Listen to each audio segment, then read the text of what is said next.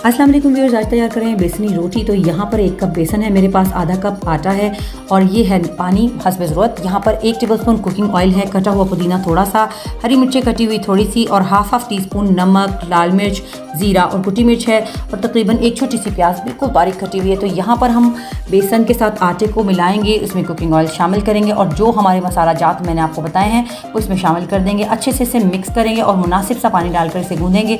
Viewers, ये देखिए, इसे पहले अच्छे से मिक्स कर लीजिएगा, इसके बाद ग्रेजुअली पानी डालिए थोड़ा थोड़ा और उसके बाद इसको गूंद लीजिएगा। बड़ा अच्छा सा आटा गूंद के तैयार हो जाएगा। इसके 2 पेड़े बनेंगे। ये थोड़ी सी मोटी रोटी बनाई जाती है। तो यहाँ पे मैंने तवा गरम कर लिया है, उसके ऊपर मैं एक रोटी बनाकर डाल रही हूँ। आप चाहें तो बिल्कुल सूखी रोटी बना सकते हैं, लेकिन मैं हल्का सा ऑयल लगाकर इसे हल्के से पराठे की सी शक्ल दे लूँगी। व्यूअर्स, ये चटनी के साथ बहुत लजीज लगती है। ये आम की चटनी है जो मैं आपको बनाना सिखा चुकी हूँ, रेसिपी चैनल पर मौजूद है। इसे अपने घर पर ज़रूर ट्राई कीजिएगा, बहुत ही लजीज है। बरसात के मौसम में आपको मज़ा दुबाला हो जाएगा। शुक्रिया।